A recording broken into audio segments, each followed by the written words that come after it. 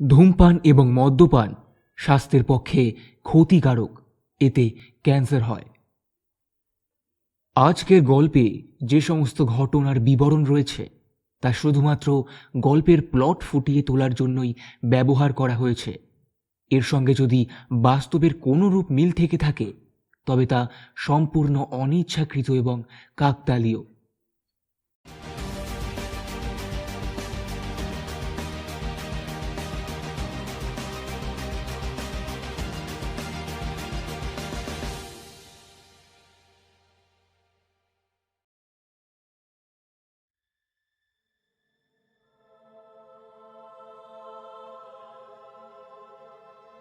মৃত্যু কখনোই কাঙ্ক্ষিত নয়।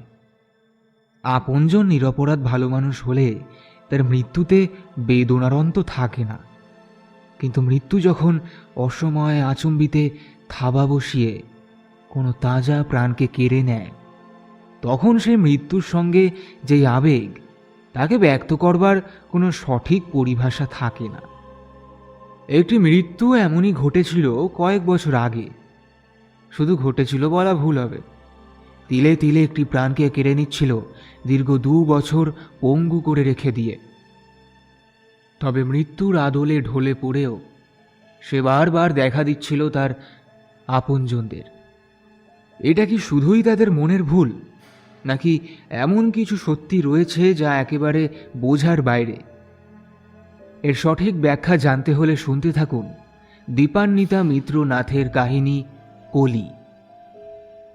দীপান্বিতা মিত্র নাথ, জন্ম উত্তরবঙ্গের জলপাইগুড়ি জেলার অন্তর্গত চালসায়, পেশায় স্কুল শিক্ষিকা। নিজের অন্তরের ভাবকে বিস্তারিত উপস্থাপনের জন্য এবং সেই সঙ্গে ভালো লাগাকে সঙ্গী করেই গল্প লেখা শুরু করেন। ওনার লেখা সূর্যতপা প্রথম প্রকাশিত বই। টিম মিডনাইট স্টোরিজের পক্ষ থেকে লেখিকাকে জানাই অনেক অনেক ধন্যবাদ। আজকের গল্পের গল্প পাঠে রয়েছি আমি সৌভিক। গল্পের বিভিন্ন চরিত্রে রয়েছে ইরাবতী, তৃষা, সমৃদ্ধা, কাহন, আর্য, সৌম্যদী, ধ্রুবজ্যোতি, প্রাহী, নবনীতা, পূর্বা এবং উজ্জয়িনী। শুরু হচ্ছে দীপান্বিতা মিত্র নাথের লেখা কলি, প্রথম পর্ব।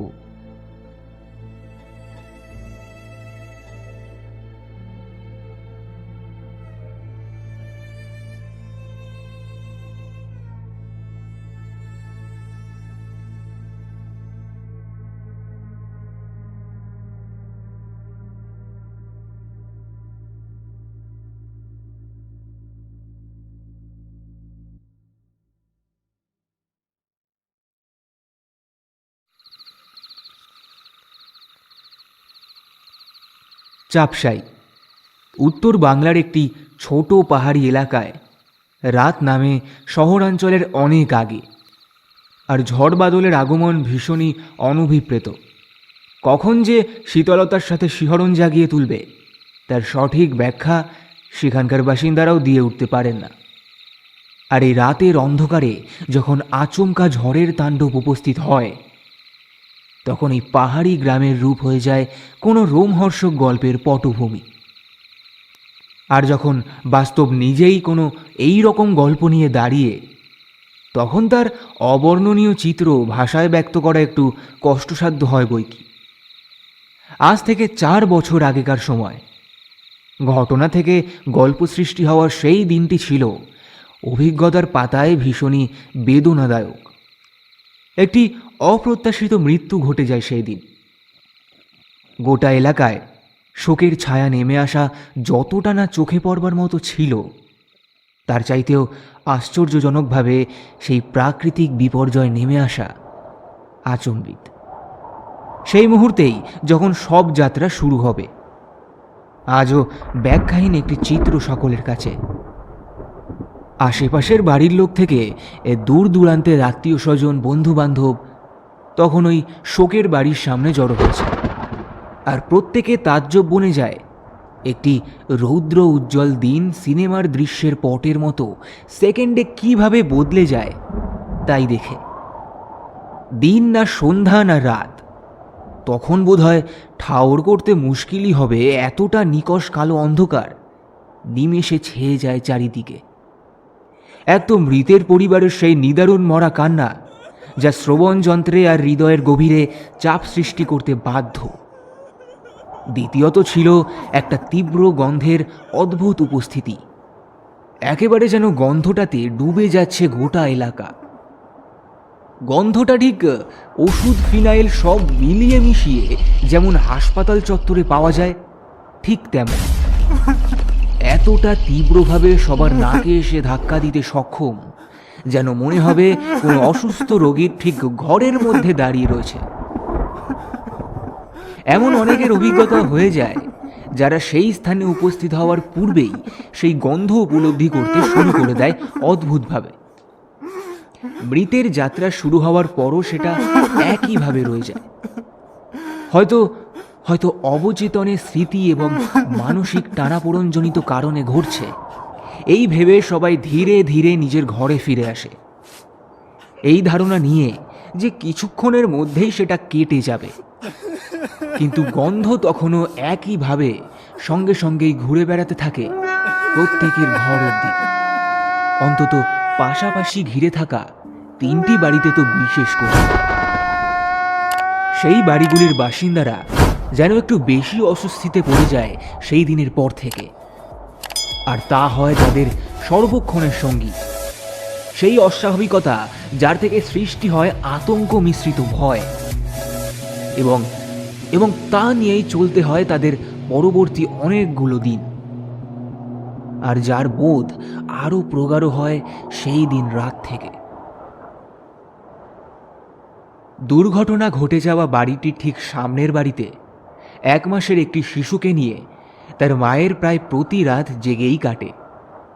সেই দিনও এর ব্যতিক্রম হয়নি, যদিও অন্য দিনের মতো ওই দিনটি ছিল না।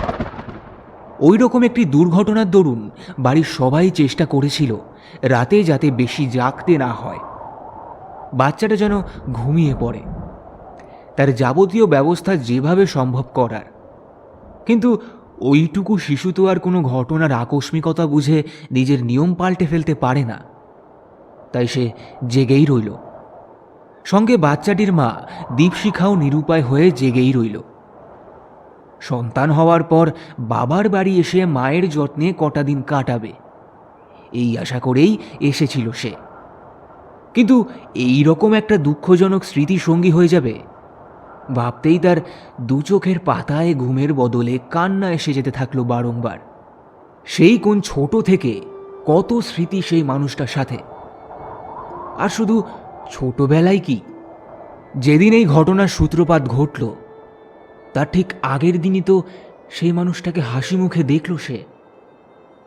আর এখন তার না থাকাটা প্রচণ্ড কষ্ট দিচ্ছিল দীপশিখাকে। একেই বাইরে প্রবল বৃষ্টি, সঙ্গে ঝড়। বাচ্চা কোলে উঠলে একটু ঘুমায়, বিছানায় দিলে আবার জেগে উঠে কান্নাকাটি করতে শুরু করে দিচ্ছে। সঙ্গে মা রয়েছেন, কিন্তু তিনিও একসময় ঘুমে ঢুলতে শুরু করেছেন যেন। তাছাড়া কতক্ষণ আর জাগা যায় অমন করে? অগত্যা নিজের যাবতীয় অস্বস্তি নিয়ে দীপশিখা একলাই লড়াই করতে থাকে আপন মনে, কিন্তু পারে না কিছুতেই। আর তার চাইতে সব থেকে বড় কারণ হলো সেই তীব্র গন্ধ, সেই তীব্র ওষুধ মিশ্রিত গন্ধ, যেটা বর্তমানে তার ঘরে এসে উপস্থিত হয়েছে। যেমনটা শবদেহ নেওয়ার সময় পাওয়া যায়, ঠিক তেমন। সেটা যেন সর্বক্ষণ মনে করিয়ে দিচ্ছে যে কি ঘটেছে, কার সাথে ঘটেছে এবং কিভাবে ঘটেছে। হঠাৎই চমক দ্বিগুণ করে দীপশিখার মোবাইলটি ভাইব্রেট করে ওঠে।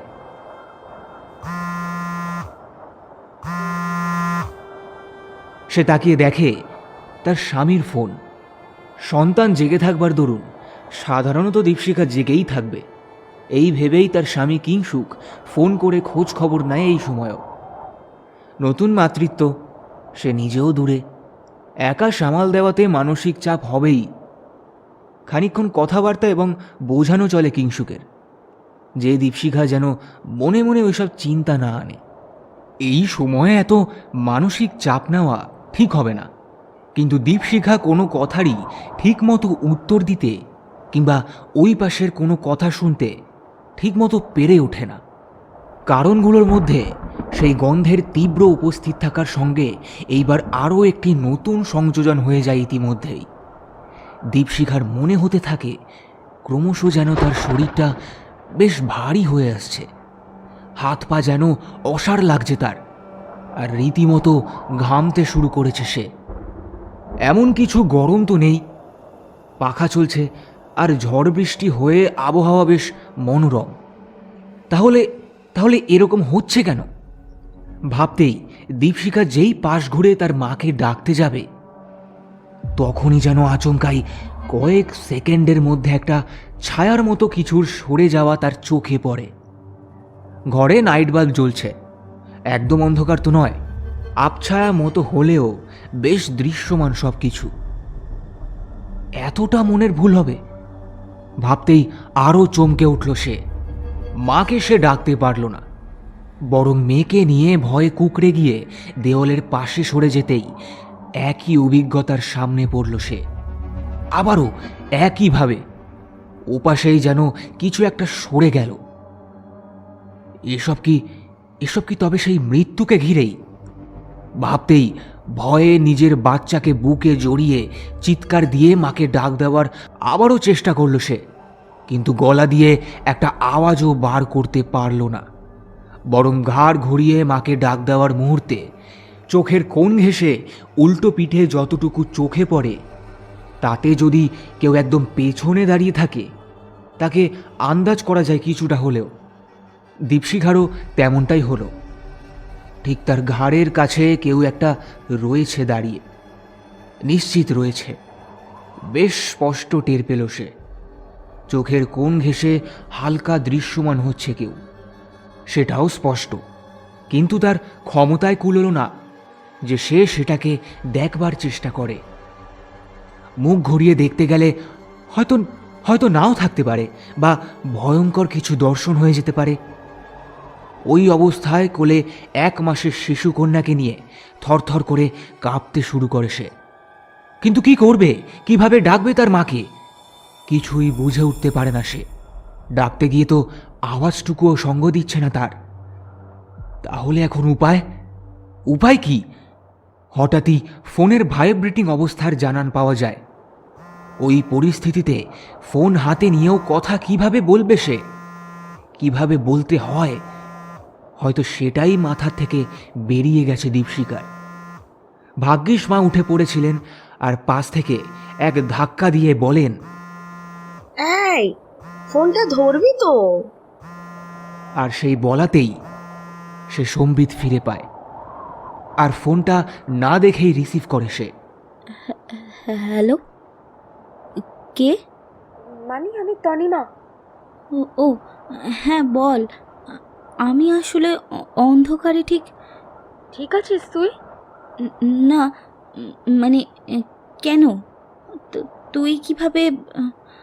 খুব অস্বস্তি হচ্ছে রে, সেই গন্ধটা কি ভীষণ তীব্রভাবে নাকে লেগে এখনো। আর আর আর কি বল? ঘরের সবাই যেন একটু গভীর ঘুমে আজকে, কিন্তু আমি ঘুমোতে পারছি না রে। একটা ছায়ার মতন কিছু যেন ঘরময় ঘুরে বেড়াচ্ছে, আমি দেখতে পাচ্ছি, আর চোখ বুজলেও দেখছি সেই মুখ। আমার এখানেও তাই রে। আর মনে হচ্ছে তো ওই যতটুকু আন্দাজ, সেই শরীরের গড়ন মৃত্যুর পূর্ববর্তী রোগগ্রস্ত, ক্ষয়ে যাওয়া বাঁকা শরীরটা যেন। হ্যাঁ ঠিক তাই, ওই ভয় লাগছে। বাচ্চাগুলো আছে, এখন কি হবে? জানি না, জানার অনেকটাই বাকি রে আমাদের। সেটাই হয়তো জানাতে চায়, হয়তো সবে শুরু হলো, এখনো সেই জানান দেওয়ার পর্ব অনেকটাই বাকি।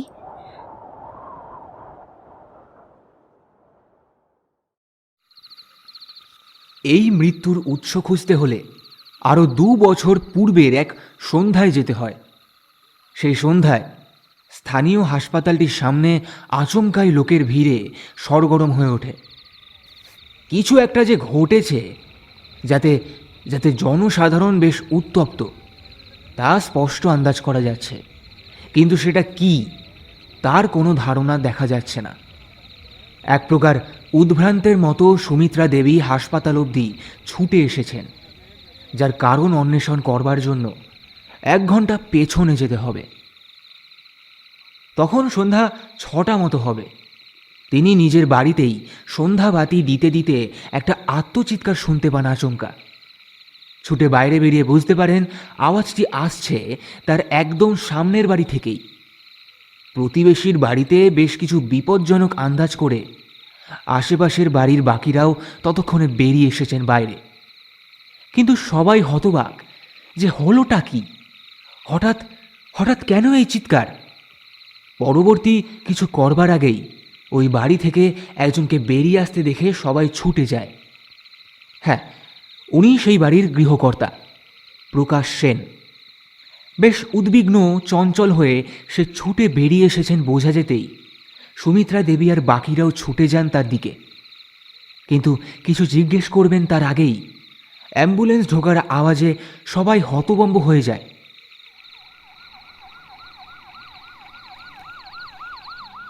প্রকাশবাবুর মুখ থেকে শুধু এটুকুই শোনা যায়, কি করে যে কি ঘটে গেল, হা ভগবান, এখন এখন কি হবে?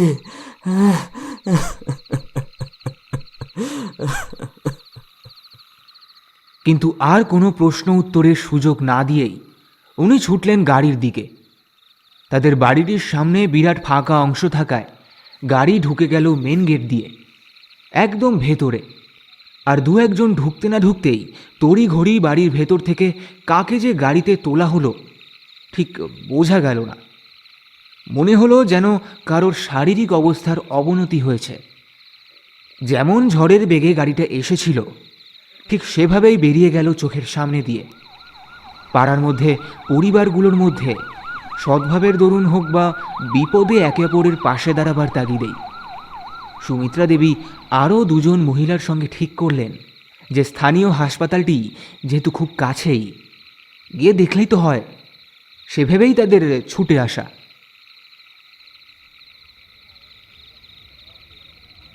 সুমিত্রা দেবীর স্বামী দীপঙ্কর মজুমদার এই হাসপাতালে বহুদিন কর্মরত থেকেছেন, তাই পুরনো এক স্টাফ সুমিত্রা দেবীকে দেখতে পেয়ে এগিয়ে এসে ভেতরে নিয়ে যেতে সাহায্য করেন।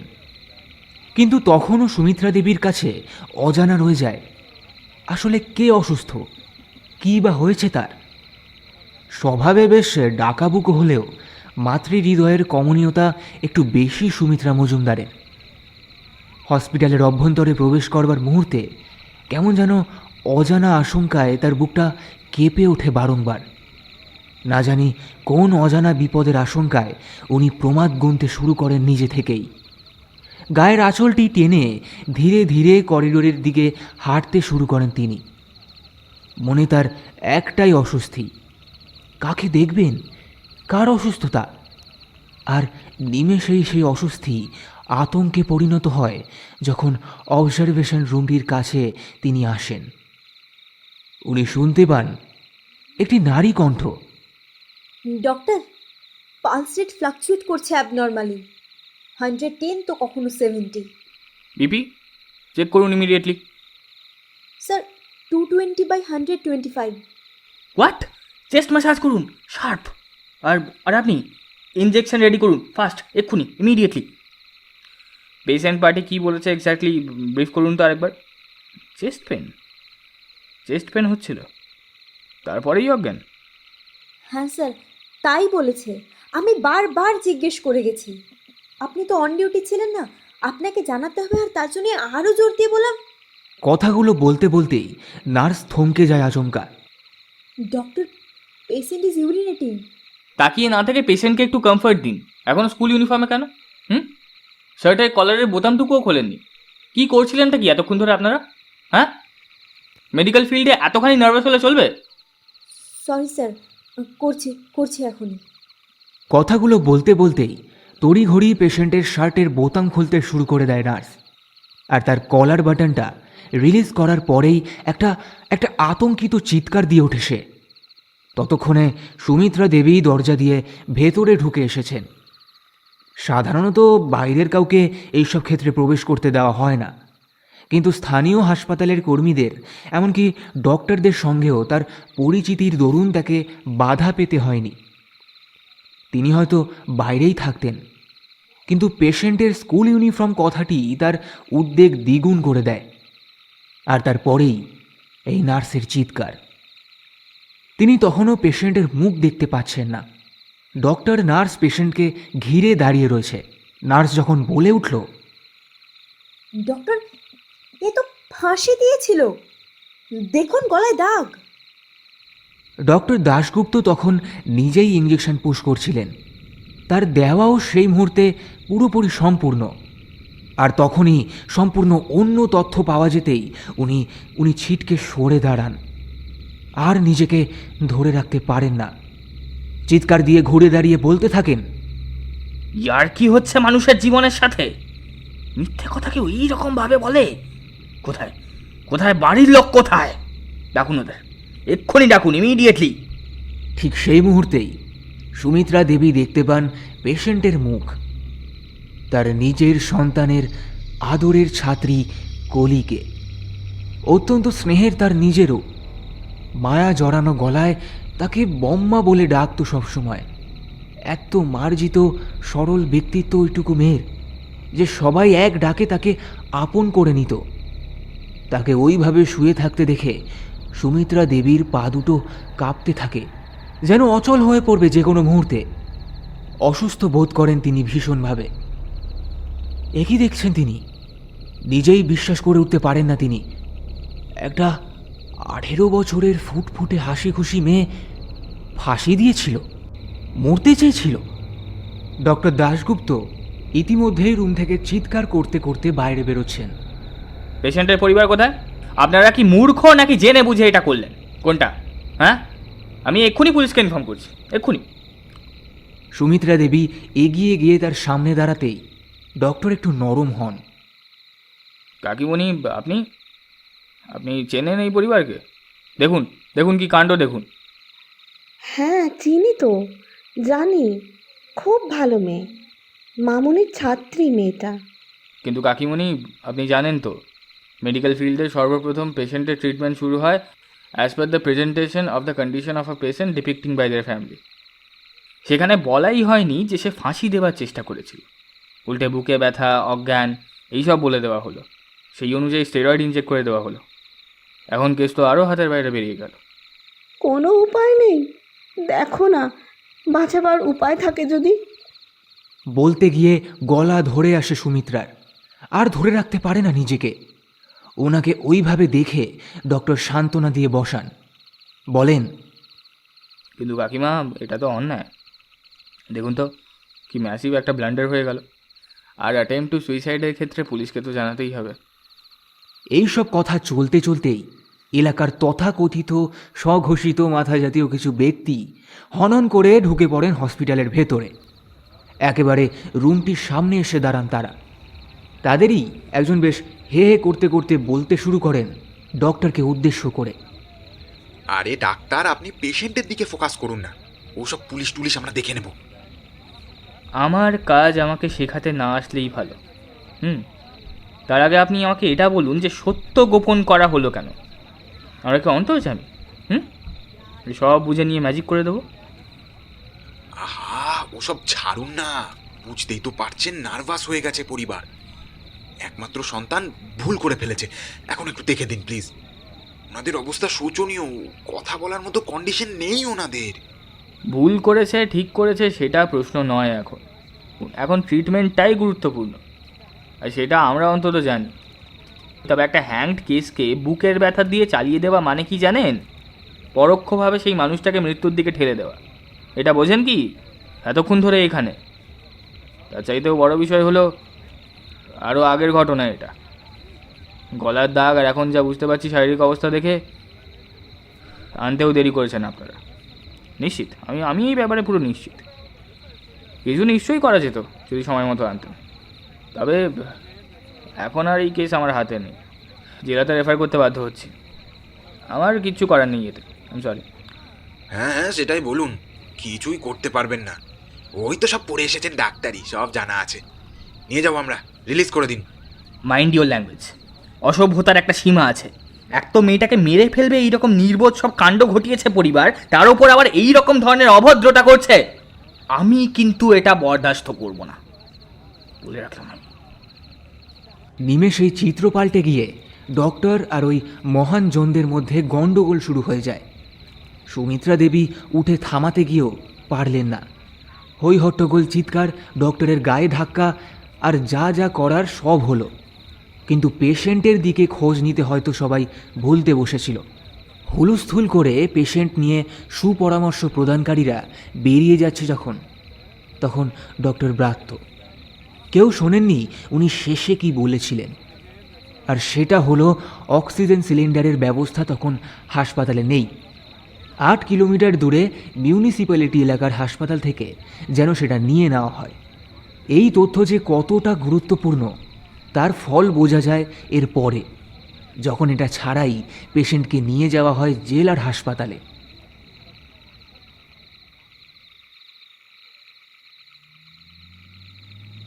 ঠিক সেই মুহূর্তেই যখন এই এলাকায় এই ঘটনা এবং তার পরবর্তী কার্যকলাপ চলছে, তখনই সেইখান থেকে 60 কিলোমিটার দূরে জঙ্গল পার করে পাহাড়ি রাস্তার দিকে ছুটে চলেছে একটি গাড়ি।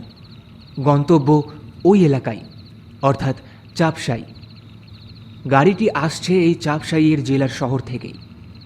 গাড়িতে রয়েছে দীপশিখা, তনিমার স্বামী বিশ্বজিৎ আর তাদের 2 মেয়ে জিশা আর রাই।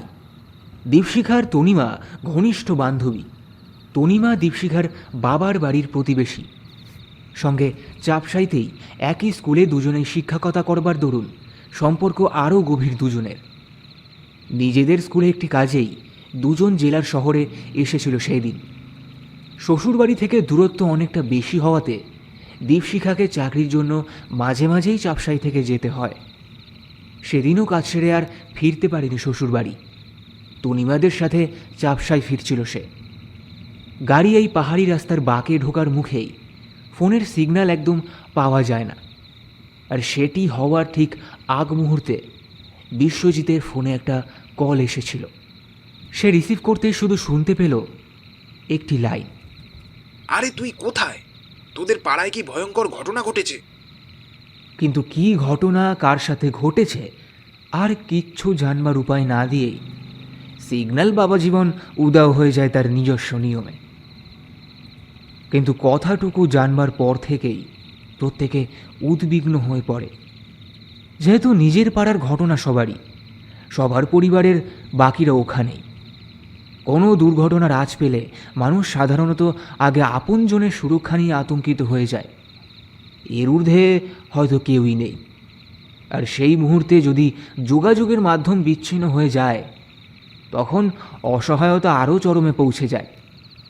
দীপশিখা তাদের মধ্যে অনেক আগে থেকেই নিজের 2 বাড়ির কাউকেই ফোনে পাচ্ছিল না। আশঙ্কায় চঞ্চল হয়ে পাগল অবস্থা তখন তার। কী যে অসহায়তা তখন সবার মধ্যে কাজ করতে শুরু করে দেয় তা ভাষায় ব্যক্ত করা দুরূহ ব্যাপার। এই পাহাড়ি রাস্তার পথও অনেকটা, একেবারে নির্জন। খুব সন্তর্পণে যাতায়াত করতে হয়। ড্রাইভার চঞ্চল হয়ে কোনো গণ্ডগোল করলেই একেবারে খাদে গিয়ে পড়তে হবে সবাইকে। বাঁচারও উপায় নেই। সেই সব ভেবেই বিশ্বজিৎ সবাইকে নিরুপায় হয়ে ধমক দিয়ে থামতে বলল। বিশেষ করে দীপশিখাকে। ছোটবেলা থেকে পারিবারিক একটা যোগসূত্র আছে তার। নিজের বোনের বান্ধবী সে। তাদের কাজে দেরি হয়ে ফিরতে অসুবিধা হবে বলে সে নিজের গাড়ি নিয়েই নিতে আসে। উদ্বিগ্ন হয়ে সে বলে, চুপ কর তো মানি, এত চঞ্চল হলে চলবে বলতো? কিছুটাই তো রাস্তা, দেখি না। এখন তো আর কিছু করারও নেই। ওরকম অস্থির হয়ে নিজের শরীর খারাপটা করিস না তো। ড্রাইভার নার্ভাস হয়ে যাবে তো নাকি? আরও প্রবলেম হবে কিন্তু তখন। কিন্তু কার কি হলো বলতো? চিন্তা তো হয়। বিশ্বদা, দেখো অ্যাম্বুলেন্স আসছে। ড্রাইভারের পাশের সিটের কেউ জানলা দিয়ে বেরিয়ে হাত দেখাচ্ছে, আমাদের দিকেই দেখাচ্ছে। কথাটা শেষ হয় কি হয় না, দুটো গাড়ি প্রায় পাশাপাশি এসে যায়। দুটোরই ড্রাইভারের পাশের সিটের দুজনে বাইরে মুখ বাড়িয়ে কথা বলার চেষ্টায়। তখন ওই পাশের জনকে চেনা যায়, নিজেদের পাড়ার নরেশদা। তিনি চিৎকার করে বিশ্বজিৎকে দেখেই বলেন, ভাই, অবস্থা খুব সিরিয়াস, কি যে হবে, তুই আসতে পারবি? চলে আয় তাহলে। এত দ্রুত ছুটছে ওই গাড়িটা, সেটা এগিয়ে যেতে থাকে নিমেষেই। আর গাড়ির মধ্যে থেকে কী যে উনি বললেন সেটাও বোঝা যায় না। কিন্তু পেছনের সিটে বসে থাকা দীপশিখা দেখতে পায় অ্যাম্বুলেন্সের পেছনে একটা স্কুল ইউনিফর্ম পরিহিত কেউ। ব্যাস, ওটুকুই দেখা। কিন্তু পাড়ায় অনেকেই তো ওই বয়সে আছে। এত ছোট বয়সে কারো কিছু হওয়া তো এমনিও চিন্তার, খারাপ লাগার মতোই বিষয়। কিন্তু প্রশ্ন করার আর অবকাশ থাকে না। অ্যাম্বুলেন্স ছুটে এগিয়ে গেছে। সেটির পেছনেই আরেকটি গাড়ি এবার চোখে পড়ে তাদের। দীপশিখাদের এলাকাটা ছোটই, তার জন্যই হয়তো সবার সাথে কম বেশি পরিচিত। গাড়িগুলোর ড্রাইভারদেরও তাই। বোঝা যায় সেটিও তাদের এলাকা থেকেই আসছে। আর এই গাড়ির মধ্যে এবার সামনের পেছনের দু সাইডের যাদের দেখা যায় তারা খুবই পরিচিত জন। পাড়ার প্রকাশবাবু আর তার স্ত্রী তুলিকা সেন। তাদের চোখে মুখে দুর্বিষহ চিত্র দূর থেকেই স্পষ্ট। অঝরে কাঁদছে দুজনেই। এবার দুটো গাড়ি পাশাপাশি হওয়াতে আর প্রশ্ন করার কোনো দরকার হয় না। ওই পাশের মানুষের অবস্থা দেখে প্রশ্ন করবার কথা মাথায়ও আসে না কারোর। শোনা যায় তুলিকা শুধু কাঁদতে কাঁদতে পাগলের মতো বলে চলেছে, আমার বোধহয় সব শেষ হয়ে গেল, সব শেষ হয়ে গেল।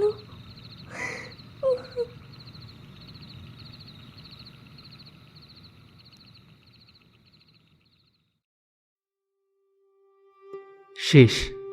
এই শেষ শব্দের মধ্যে একটা লম্বা বিরতি থাকে। এর পরে আর কোনো কিছুর প্রত্যাশা থাকে না। কিন্তু শেষ হয়েও যখন শেষ হয় না কিছু, তখন শুরু হয় নতুনভাবে। তখন বিস্ময় প্রথমে আসে, আর তারপর বিহবলতাকে কাটাতে হয় সময় নিয়ে। আর যদি সেই সময়টাই না থাকে তখন তখন কি হবে? গাড়ির সিটে বসে 2 বছর আগে তুলিকা কাকিমার বলা কথাগুলো ভাবছিল দীপশিখা। এই উক্তি তার অন্তরের গভীরের কতটা জ্বালা, কতটা কষ্ট উগড়ে দিচ্ছিল তা স্পষ্টত প্রকাশ্য ছিল। যে শেষকে তিনি আন্দাজ করে নিয়েছিলেন তার কি বীভৎস রূপ হতে পারে তাও কি আন্দাজ করেছিলেন? কেউ করেছিল কি?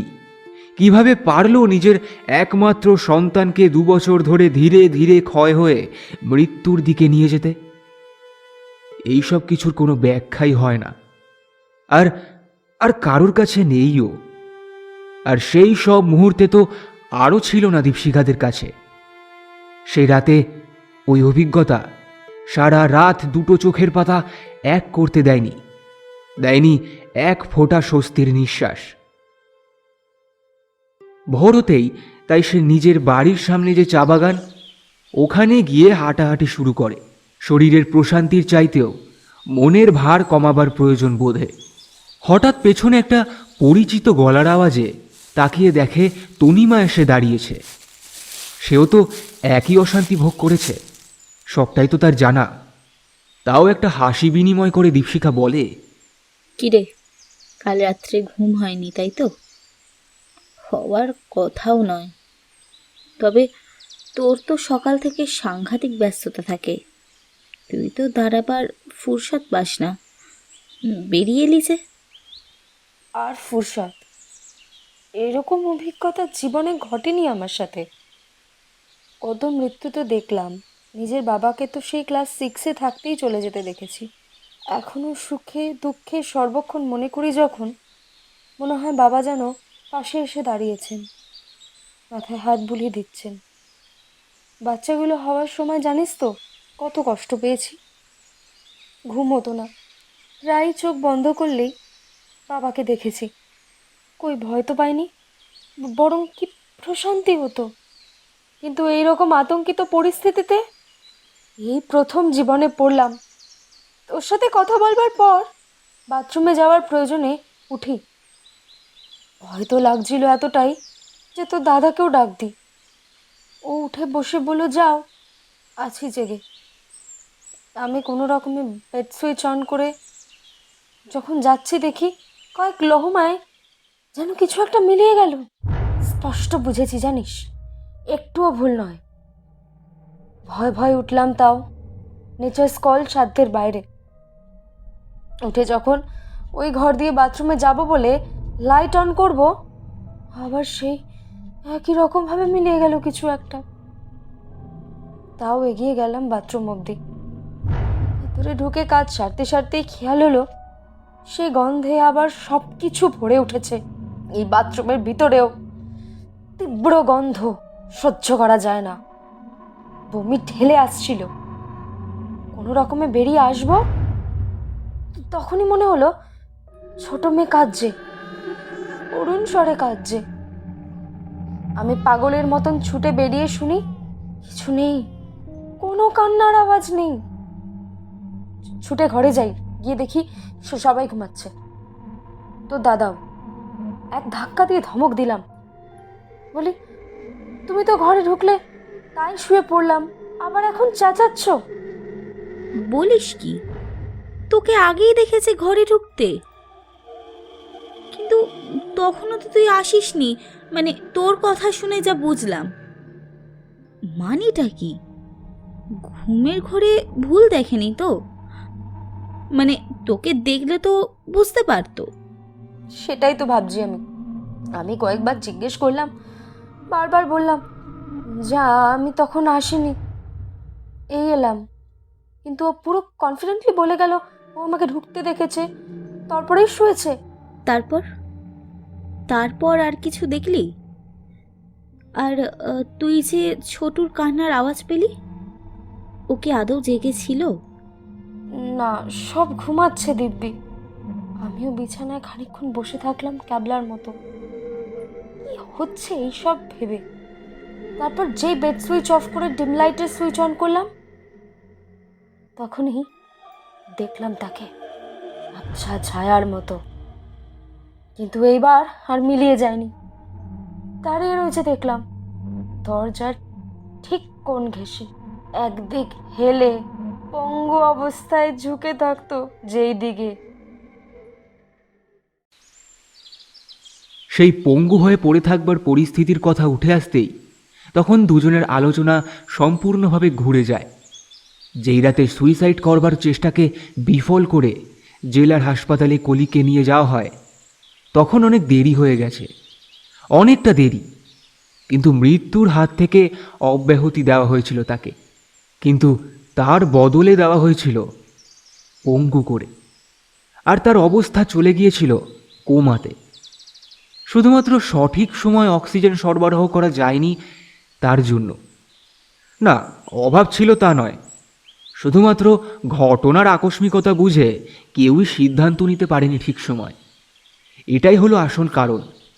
ডক্টর সঠিক তথ্য জানলে আগেই মিটে যেত, আগেই পাশের হাসপাতাল থেকে ব্যবস্থা নেওয়া যেত, কিন্তু ওনাকেও জানানো হয়নি। কিন্তু এ ভুল করলো কেন পরিবার? আর পরের ওই বাঘ বিতণ্ডতা, ওইসব করে মধ্যস্থতা করা মানুষগুলো শুনল না কেন কিছু? ডক্টরের বলা শেষ কথাগুলো শুনলে হয়তো বেঁচে যেত, হয়তো তাকে আর পঙ্গু হয়ে যেতে হতো না। আলোচনায় দীপশিখার তনিমা যখন কিছুর উত্তর খুঁজে পাচ্ছে না, তখনই আচমকা বাগানের উল্টো পাশের বাড়ির ঝর্ণা কাকিমাকে তারা দেখে। তিনিও আপন মনে উঠোন ঝাড় দিচ্ছেন, আর একা একাই কেমন বকবক করে চলেছেন। সকালে ওঠার অভ্যেস তার বরাবরেরই, তাই তাকে তখন দেখা একেবারেই অস্বাভাবিক নয়, বরং দীপশিখার তনিমাকে ভোর 5টায় দেখাটা আশ্চর্যের। বিশেষ করে দীপশিখা, যে বরাবরের লেট রাইজার। ঝর্ণা কাকিমা নিজে থেকেই দূর থেকে প্রশ্ন ছুড়ে দেন তাদের দেখে। কি ব্যাপার, এত ভোরে মানিতানি একসঙ্গে কি করছিস বাগানের মধ্যে? ঘুম হয়নি? বাচ্চারা জ্বালিয়েছে? নাকি অন্য কেউ? ভয়টা পেয়েছিস নাকি? চোখ মুখ ওরকম যে। কথাগুলো শোনবার সাথে সাথেই দুজনে তৎক্ষণাৎ সচেতন হয়ে যায়। ভয় তো ছিলই, কিন্তু চমক আরও বেশি এখন। তাদের মনে সন্দেহ দানা বাঁধে, কাকিমাও কি তাহলে দেখল? চমকে দুজনেই অনুসন্ধিৎসু দৃষ্টি নিয়ে একটু একটু এগিয়ে যায় তার দিকে।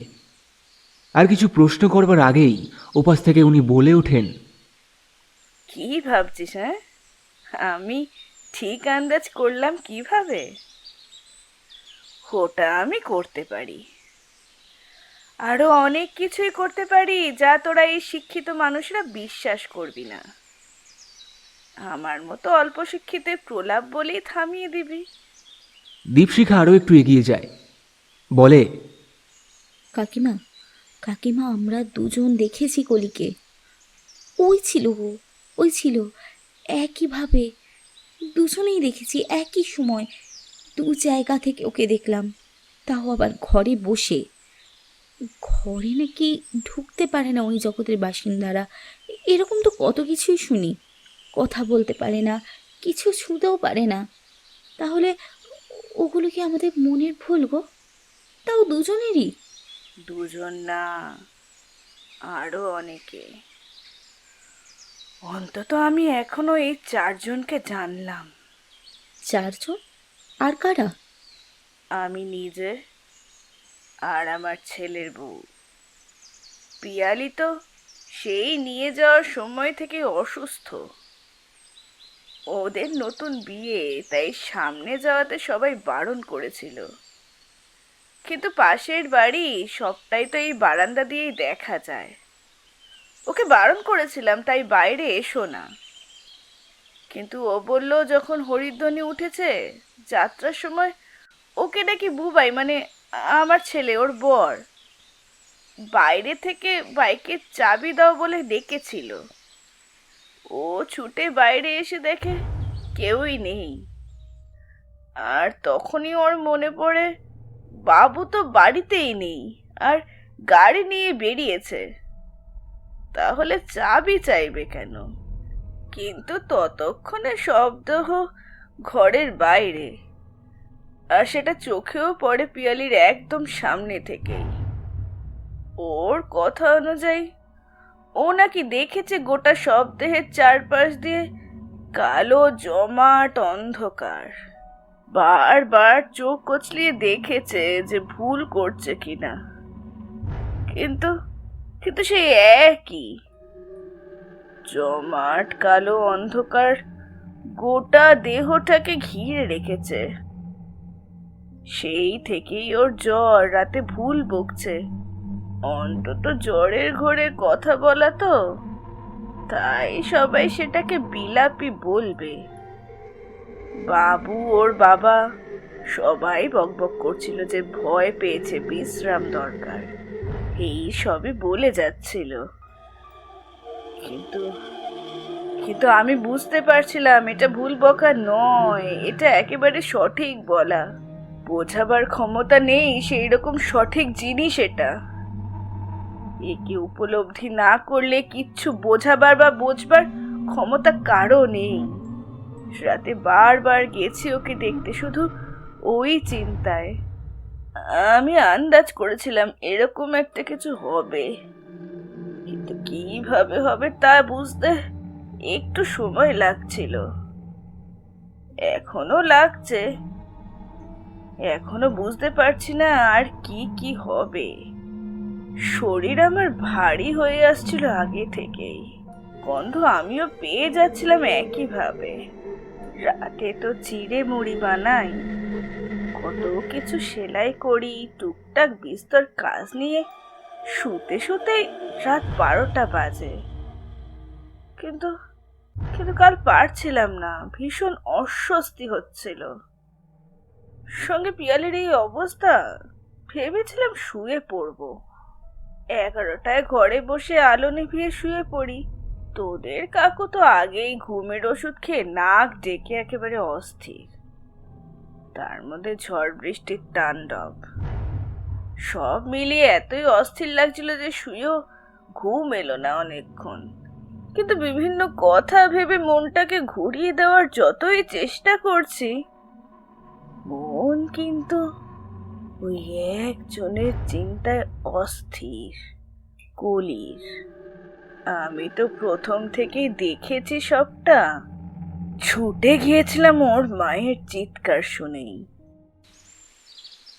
ওনাকে থামিয়ে দিয়ে মাঝপথে দীপশিখা প্রশ্ন করে। সে আর নিজের অস্থিরতা চেপে রাখতে পারে না।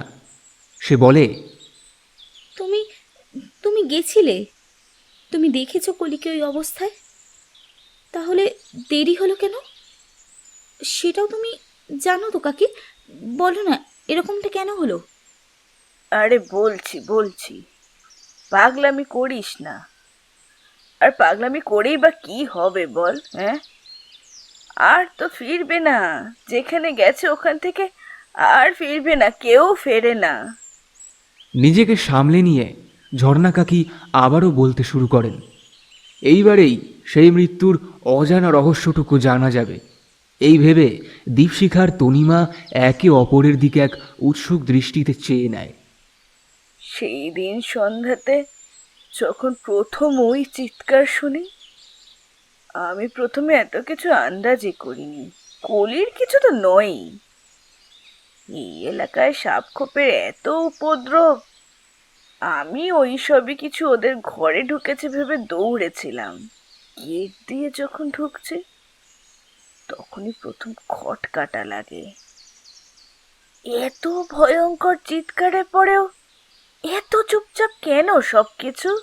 আর একবারই চিৎকার হলো, আর নয় কেন, তাও ছুটছি। ঘরের মুখে দেখলাম 4-5 জন পুচকে ভয় কাঁটা হয়ে দাঁড়িয়ে ওদের বারান্দায়। বুঝলাম এগুলো তুলিকার ওই নার্সারি স্কুলের ছাত্রছাত্রী। হয়তো পড়ায় ফাঁকিবাজি, তুলিকার বকার ভয়ে ওরকম করছে, বা ওই জাতীয় কিছু একটা হবে। এই সব ভেবেই ভেতরে ঢুকে দেখি তুলিকা মাটিতে পাথরের মতো বসে আছে, চোখ স্থির, পলক পড়ছে না, একেবারে বিধ্বস্ত অবস্থা। আর সামনের বিছানায় কলিকে আঁকড়ে ধরে বসে ওরা দুজন, ওই পেছন বাড়ির রিনি আর টুম্পা। ওরা অঝরে কাঁদছে, মাঝে মাঝে উঠে এদিক ওদিক করছে ফোন নিয়ে। আমি তুলিকাকে গিয়ে নাড়া দিতেও কিচ্ছু বলল না, একইভাবে দেখি বসে রয়েছে। আবার 2 হাত ধরে নাড়া দিলাম, চিৎকার করে ডাকলাম, কিছুই বলে না। এইবার আর থাকতে না পেরে এক থাপ্পড় মেরে দিলাম। জানি না মন কু ডাকছিল, হয়তো যে কিছু অঘটন ঘটেছে ইতিমধ্যেই।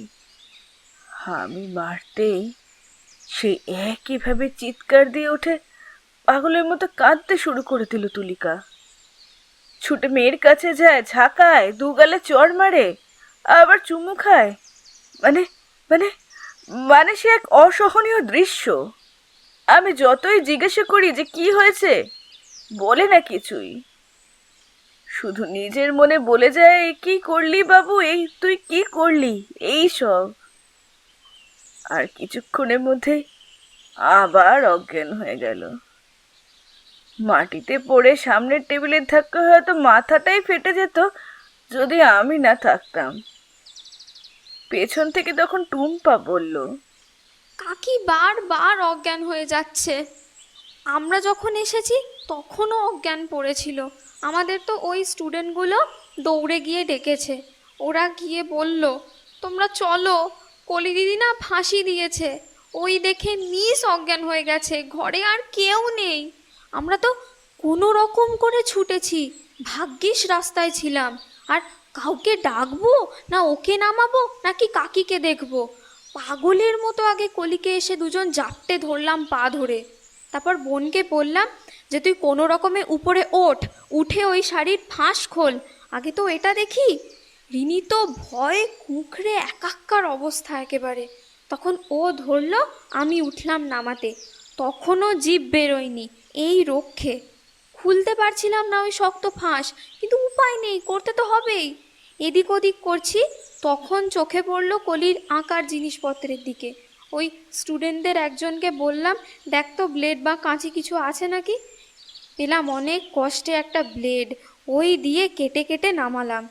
জীবনে এই রকম অভিজ্ঞতা হবে ভাবিনি। এতটুকু একটা রোগা পাতলা মেয়ে শরীর ছেড়ে দিয়ে একেবারে 100 গুণ ভারী হয়ে গেছে। তক্ষুনি কাকু আসলেন। উনিও এইসব দেখে মুখ থুবড়ে পড়ে গেলেন দরজার চৌকাঠে। কাকে সামাল দেব, ডাক্তারের ব্যবস্থাই বা কী করে করব, কিচ্ছু বুঝতে পারছিলাম না। আমাদের বাড়িতে মা বাবাও কেউ নেই যে ডাকি। তাও কাকুকে উঠিয়ে বসালাম আমি, আর বোনকে বললাম একটা অ্যাম্বুলেন্সে ফোন করতে। কাকু উঠে এসে কাকিমাকে ডাক দিতেই ওই চিৎকার দিল। রিনি থামার পর বুঝলাম অনেকক্ষণ দেরি, তাহলে এইসব করেই হয়েছে। আর এক্ষেত্রে বলারই বা কি হতে পারে? কোনো মা বাবা কি এই সময় বিচক্ষণতা দেখানোর অবস্থায় থাকে, যেখানে তারা তাদের একমাত্র সন্তানকে ফাঁসির দড়িতে ঝুলতে দেখেছে? সব কিছু ব্যবস্থা করে নিয়ে যাওয়া, লোক ডাকা, কিছুই যে সময় মতো হবে না, তখন তো ওটাই স্বাভাবিক ব্যাপার। আমি তাও বাবুকে ফোন করতে যাব, শুনি অ্যাম্বুলেন্স ঢোকার আওয়াজ। রিনিদের বললাম আমি তো আছি, ওরা যেন আশেপাশে একটু ডাক দেয়। অ্যাম্বুলেন্স এসে কলিকে নিয়ে যাওয়ার কিছু পরে আবার তুলিকার জ্ঞান ফেরে, তাও অনেক কষ্টে। উঠে আবার সেই করুণ আর্তনাদ আর পাগলামি। তারপর ঘরে তার মেয়েও নেই, তাকে নিয়ে যাওয়া হয়েছে শুনতেই আরও চিৎকার করে ওঠে। একেবারে বদ্ধ পাগলের মতো অবস্থা তখন। ওই সব সামাল দিলাম। আশেপাশের বাড়ির লোকও আসলো তখন। সুমিত্রাদিকে ডাকতে পাঠিয়েছিলাম, কিন্তু উনি তখন কলির চিন্তায় ছুটেছেন হাসপাতালে। হ্যাঁ, আমি ফিরেও জানতে পারি মা হাসপাতাল গিয়েছিল, দেখেছে ওখানকার অবস্থা। কিন্তু কাকি, আরও কিছু আছে গো, নিয়ে যেতে অনেকটা দেরি হয়েছে, প্রায় ঘন্টাখানেকের ওপর। এতটার সময় এইভাবেই কেটে গেল? প্রশ্নটা না করে থাকতে পারল না দীপশিখা। উত্তরে ঝর্ণা যা বললেন সেটা কিছুটা হলেও যুক্তিসঙ্গত লাগছিল তার। তিনি বললেন, হ্যাঁ রে, দেরি আরও হয়েছে। তুলিকা যখন দেখে তার অনেক আগেই ও ফাঁসি দেয়, এটা বুঝতে পারি ওই বাচ্চাগুলোর কথায়। কিভাবে? দেখ, কলি স্কুলের পর টিউশন করে বাড়ি ফিরতে দেরি হয়। ফিরে ও বাইরের ঘরে বসেই মায়ের সাথে কথা বলে, চা জল খাবার খায়। সিঙ্গারাও আনানো হয়েছিল, স্টুডেন্টদের সাথে সবাই একসাথে বসেই খায়। তারপর কলি ভেতরে চলে যায় চেঞ্জ করতে। স্টুডেন্টদের হোম টাস্ক দিয়ে ছুটি হতে আরও আধ ঘন্টা লাগে। ছুটির সময় একজন টয়লেটে যাওয়ার দরকার হতে সে ভেতরে যায়, আর তখনই দেখতে পায় কোণের ঘরে কলি ঝুলছে। ও ছুটে এসে জানাতেই তুলিকা ছোটে দেখতে। এখনো কতক্ষণ আগে দিয়েছে ফাঁসি, সেটা তো ওর সাথেই চলে গেছে সত্যিটা, তাই না? কিন্তু ফাঁসি দিল কেন? কি এমন কারণ? আর আমাদের দেখাই বা দিচ্ছে কেন? আর কাকিমা? কাকিমাকেও দেখা দিয়েছে নিশ্চয়ই। মনে পড়তেই দীপশিখা আবার ছুটে গিয়ে ঝর্ণা কাকিমাকে বলে, কাকিমণি, তুমি কাল রাতে কি দেখলে বললে না তো? ঝর্ণা কাকিমা স্থির দৃষ্টিতে তাকিয়ে বলল, তোরা যাকে দেখলি আমিও তাকেই দেখলাম রে মা। চমকে দুপা পিছিয়ে যায় তনিমা। দীপশিখা একইভাবে সামনে দাঁড়িয়ে থাকে। অত্যন্ত স্নেহের একটি মানুষ কলি। তাকে নিয়ে, তার এই নিদারুণ পরিণতি নিয়ে যদি কিছু অজানাও এখনো থাকে, তাহলে তাকে জানতেই হবে। আর সেটা যদি তার মুক্তির পথে বাধা হয়ে দাঁড়ায়, তাহলে সেটা সরিয়ে দেওয়া তো কলির নিজের ফেভারিট মিস দীপশিখার আরও বেশি দায়িত্ব। কি দেখলে? কলি কিছু বলতে চায়? আবছায়া শরীরটা, যন্ত্রণায় কুঁকড়ে ওঠা এই মুখটা কি বললো গো তোমায়? নাকি শুধুই চুপ করে থেকে দেখা দিল? বললাম না, রাতে শোয়ার পর অস্বস্তি হচ্ছিল। তখন ওই সব চিন্তা না করতে চেয়েও বারবার মনে আসছিল। অস্থিরতা নিয়ে চোখ বুজে আছি, ঠিক তখনই মনে হলো বাইরের দেওয়ালের পাশে কেউ দাঁড়িয়ে করুণ স্বরে কাঁদছে, আর পাড়ার কুকুরগুলো পাগলের মতো চিৎকার করে যাচ্ছে আমাদের এই 4 বাড়ির আশপাশ দিয়ে দৌড় দিতে দিতে। বুঝতে পারলাম কারণ ওরা আমাদের এই 4 বাড়ির সামনে ঘুরে বেড়ায় রাতে। মনে দুশ্চিন্তার ফল ভেবে উড়িয়ে দেব ভাবতে মনে হলো দরজায় টোকা পড়ছে। উঠে বসে বিছানা থেকে জিজ্ঞাসা করলাম যে বাবু নাকি। পিয়ালির হয়তো জ্বর বেড়েছে বলতে এসেছে, কিন্তু কোনো উত্তর নেই। 2-3 বার ডাকলাম, কিন্তু কেউ উত্তর দিল না। তখন আবার শুতে গেলাম, কিন্তু বালিশে মাথা ঠেকাতেই আবার আওয়াজ। ওই রকম কয়েকবার হলো। বুঝলাম কিছু গন্ডগোল তো আছেই, এগুলো স্বাভাবিক কিচ্ছুই না। অভিজ্ঞতা আমার আছে বহু, তাই এগুলো একটু বেশি বুঝতে পারি। যাই হোক, চুপচাপ খাটে বসে রইলাম খানিকক্ষণ, আর শুনতে থাকলাম একটার পর একটা অদ্ভুত ঘটনার বিবরণ। কখনো বাইরের দেওয়ালে ঘেঁষে কেউ ছুটছে, কেউ কাঁদছে, কখনো দরজায় টোকা পড়ছে, তো কখনো ঘরের ভেতরে কোনো জিনিস আপনা থেকেই পড়ে যাচ্ছে। বেশ খানিকক্ষণ এই সব চলতে চলতেই আমি খাট থেকে নামলাম।